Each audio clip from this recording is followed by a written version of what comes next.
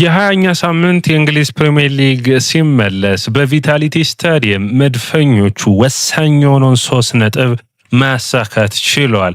በበርንማውዝ ስታዲየም አርሰናል 2 ተቆጥረውበትም ቢሆን ወሳኝ የሆነውን 3 ነጥብ ይዞ ተመልሷል። 3-2 ሙሉ ጨዋታው ማሸነፍ ችሏል። አምና ቢሆን እነዚህ አይነት ጨዋታዎችን ይሸነፍ ነበር።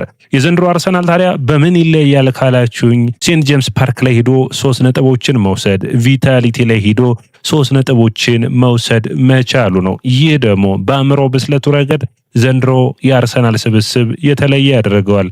ዲክላን ራይስ የመድፈኞቹ ቁልፍ ተጫዋች ነው። 105 ሚሊዮን ፓውንዱን እንደ ቀልድ የተከፈለ እንዲመስል አድርጎታል።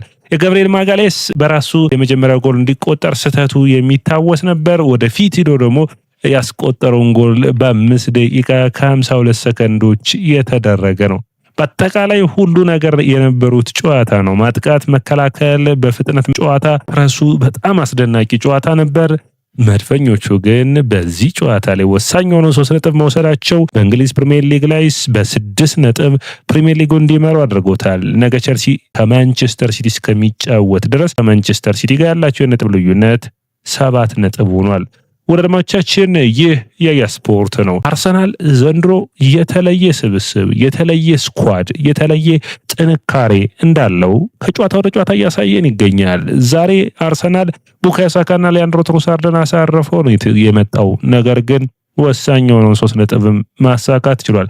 ብዙዎቻችን እንግዲህ በተለይ ዲክላን ራይስ ከስኳዱ ጋር ወይም ከስብስቡ ጋር አብሮ ሂዶ ነበር፣ ነገር ግን ይጫወታል ወይስ አይኖርም የሚል ውዝግብ ነበር። ነገር ግን በመጨረሻ ማይክል አርቴታ አሰልፎታል። ማሰለፍ ብቻ አይደለም፣ በጨዋታው ላይ ወሳኝ የሆኑትን 2 ጎሎችን አስቆጥሯል። አርሰናል እንደ ቡድን ያሉበትን ችግሮች መፍትሄ ለማምጣት አንዱ መስራት የሚጠበቅበት ጎሎችን ከተለያዩ ተጫዋቾች ማግኘት ነው። ታዲያ በዚህ ጨዋታ ላይ ያደረጉት ይህንን ነው። አርሰናል በእንግሊዝ ፕሪሚየር ሊግ ብዙ ጊዜ ቀድሞ ተቆጥሮበት ሲመራ በዘንድሮ የውድድር ዓመት አላየንም ነበር። በዚህ ጨዋታ ታዲያ አርሰናል በራሱ ስህተት በተለይ ገብርኤል በፈጠረው ስህተትን ተከትሎ አርሰናል ራሱ እንግዲህ ቫኒልሰን ነው ያስቆጠረው። ገና በ10ኛው ደቂቃ ነበር። ገብርኤል ታዲያ ከስህተቱ ተመልሶ በተቃራኒ ቡድን ላይ እንዲያስቆጠረ በተለይ ኖኒ ማዱዌኬ ድሪብሎች መፍትሄ ሲያመጡ ታይቷል። ማዱዌኬ ከሳካ በልዩነት የተለያዩ አይነት ተጫዋቾች መሆናቸውን ያሳየበት ጨዋታ ነበር። በአጠቃላይ እንደ ቡድን አርሰናል አንዳቻ የመጀመሪያው አጋማሽ ተጠናቀቀ። በሁለተኛው አጋማሽ የዲክላን ራይስ የ54ኛው ደቂቃ ጎል እንዲሁም ደግሞ ከ19 ደቂቃዎች ልዩነት ሁለተኛውን ጎል አስቆጠረ። በበርንማውዝ ላይ 2 ጎሎችን ማስቆጠር የቻለበት ጨዋታ ነበር። እንግዲህ በርንማውዞች 3-1 በኋላ 1 ጎል አስቆጥረው የመጨረሻዎቹን 15 ደቂቃ አርሰናል ላይ እንዲጨነቁ ያደረጉበት ነበር። አርሰናል የዚህ ጨዋታ ምን ይገርማል ካላችሁኝ መድፈኞቹ ዘንድሮ ለዋንጫ ያመረሩ ይመስላል። የኤክስጂ ልዩነታቸውን ስታዩት አርሰናል 1.2 ኤክስጂ ነው የፈጠረው፣ እንዲሁም ደግሞ በርንማውዝ 1.3 ተቀራራቢ ኤክስጂ ነበር። ነገር ግን አርሰናል የተሻሉ ጎሎችን የተሻሉ እድሎችን መፍጠር ችሏል። 5 ኦን ታርጌት ሙከራዎች አድርገዋል። 57% ጨዋታውን ለመቆጣጠር ሙከራቸውን አድርገው ውጤታማ ሆነዋል። አርሰናል እንግዲህ ይህንን ጨዋታ ማሸነፉን ተከትሎ ተከታታይ 5 ድሎችን አስመዝግበዋል። ከቪላው የ2-1 ሽንፈት በኋላ ወልቭስን 2-1 ያሸነፉበት፣ ኤቨርተንን 1-0፣ ብራይተንን 2-1፣ ቪላን 4-1 እንዲሁም ደግሞ በርንማውዝን ከሜዳቸው ውጭ 3-2 ማሸነፍ ችለዋል። የማይክል አርቴታ ልጆች በውድድር ዓመቱ ያጋጠማቸውን ችግሮች እያለፉ እዚህ ደርሰዋል። 20ኛ የእንግሊዝ ፕሪሚየር ሊግ ሳምንታትን ቀጣይ 18 ሳምንታት ብዙ የሚነግሩን ነገሮች ብዙ ጨዋታዎች እናያለን። ታዲያ ቀጣዩ የአርሰናል በዚህ ወር የሚያደርጉት የጨዋታ ብዛት 8 ይቀራል። 1 ጨዋታ ጋር ነው የተጫወቱት። ታዲያ ቀጣዮቹ 8 ጨዋታዎች ውስጥ እንግዲህ የሚጠበቀው የሊቨርፑል፣ ኖቲንጋም ፎረስት፣ ማንቸስተር ዩናይትድ እያለ የሚቀጥሉ ጨዋታዎች ይኖራሉ። ስለ ዲክላን ራይስ ማውራት የሚጠበቅብን ጊዜው አሁን ነው። በእንግሊዝ ፕሪሚየር ሊግ ለመጀመሪያ ጊዜ 2 ጎሎችን አስቆጥሯል። የምታስታውሱት አምና አውሮፓ ቻምፒዮንስ ሊግ ላይ እነዛ አስደማሚ 2 ቅጣት ምቶች አስደማሚ ብቃቱ ነበሩ። መድፈኞቹ የዚህን ተጫዋች ኮንትራት ማደስ የሚፈልጉት አርሰናል እንዲሁም ደግሞ ማይክል አርቴታ ከጨዋታው መጠናቀቅ በኋላ እንደተናገረው የዲክላን ራይስ ብቃት እስከየት ድረስ ማደግ እንዳለበት አሁንም አናቅም ብሏል። በየጊዜው የተለየ ብቃቱን በየጊዜው የተለየ ፐርፎርማንሱን እያሳየን እንደቀጠለ ነው። የዲክላን ራይስና ዙቢሜንዲ ጥምረት ቶማስ ፓርቴን አስረስቷል። ታዲያ ወሳኝ የሆኑትን 2 ጎሎች ያስቆጠረበት መንገድ ያስቆጠረበት ታክቲክና ቴክኒክ በጣም አስገራሚ ነበር። ቡድኑ አርሰናል በአጠቃላይ ኳስን ከኋላ መስርቶ በሚገባ መጫወትና ጎሎችን ማስቆጠር እንደሚችል እንግዲህ በጥሩ ሁኔታ ያሳየ ብቃት ነው ብዬ አስባለሁ። አርሰናል ይህ እንግዲህ በተለያዩ አጥቂዎች የሚጀምረው ጨዋታዎችን በተለያዩ አጥቂዎች ብቻ ሳይሆን በተለያዩ ተጫዋቾች ፐርፎርም እንዲያደርጉ ያደረገበት እንዲሁም በጨዋታው አጋማሽ ላይ ቅያሬዎችን ያደረገበት ሳካ፣ ሊያንድሮ ትሮሳርድና ሄሱስን መቀየሩ የተለያዩ አጥቂዎች የተለያዩ ውጤቶችን የተለያዩ እድሎችን መፍጠር እንደሚችሉ የታየበት ነበር። ቡካዮ ሳካ ለሶስተኛው ጎል መገኘት የሱ እድል መፍጠር ያስፈልገው ነበር።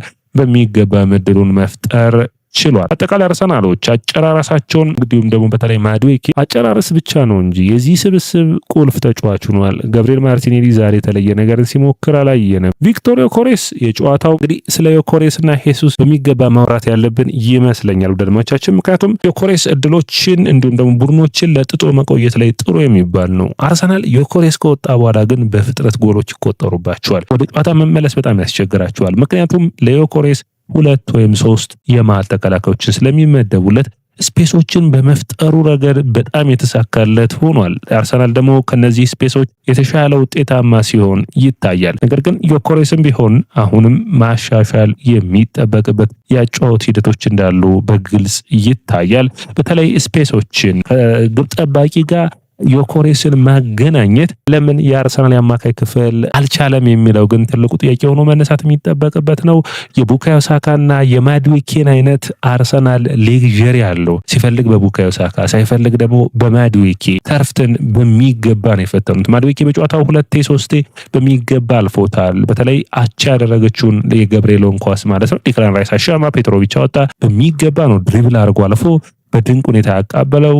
በሚገርም ሁኔታ ደግሞ መጀመሪያ ዙቢሜንዲ ሊሞክር ነበር፣ ከዛ ማርቲኔሊ፣ በመጨረሻ ግን በአስገራሚ ሁኔታ ገብርኤል አስቆጠረ። ገብርኤል እንግዲህ የራሱን ስህተት የሻረበት ኳስ ነበር። የአምናውን የማንቸስተር ዩናይትድ ጨዋታ የሚያስታውስ ነበር። ዩናይትድም ጨዋታም ላይ ስህተቶችን ፈጥሮ ጎሎች ተቆጥረውበት ነበር። አርሰናል ታዲያ በድጋሚ ዩናይትድ ላይ አስቆጥሮ ነበር በዛ ጨዋታ የምታስታውሱት ከሆነ። እንግዲህ ኦዴጋርድን ማይክል አርቴታ ሄሱስ ከገባ በኋላ አርሰናል ብልጫ ሲወሰድበት ባለፈው ከቪላው ጨዋታም ትምህርት የወሰደው ኦዴጋርድን በሚካኤል ሞሪኖ መቀየር ነው። ሚካኤል ሞሪኖ በ10 ቦታ ላይ ሲሆን መፋለም ይችላል። እንዲሁም እድሎችን ለመፍጠር ሳይሆን ፕረስ በማድረጉ ረገድ ጥሩ የሆነ ኦዴጋርድ የሚተካ ተጫዋች ስለሆነ በሚገባ ማይክል አርቴታ ያንን አድርገዋል። በዛ በኩል ደግሞ አርሰናል ውጤታማ መሆኑና ውጤቱን እንዲያስጠብቅ በሚገባ አግዞታል ብዬ አስባለሁ። እንግዲህ ገብርኤል እንደዚህ አይነት ስህተቶችን ይሰራል ወይ? አዎ ይሰራል። እንግዲህ ገብርኤልን ስናውቀው ባለፉት ዓመታቶች፣ ነገር ግን እነዚህ ስህተቶች በሚገባ እንደቀነሳቸው በአርሰናል ስብስብ ውስጥ ምርጡ ተጫዋች አንዱ ገብርኤልና እንዲሁም ደግሞ የዘንድሮ ውድድር ዓመት ዲክላን ራይስ ናቸው የምንለው በዚህ አስደናቂ ብቃት ነው። ታዲያ ገብርኤል ወሳኝ የሆኑትን የኒውካስትሉ ጨዋታ እንደዚሁ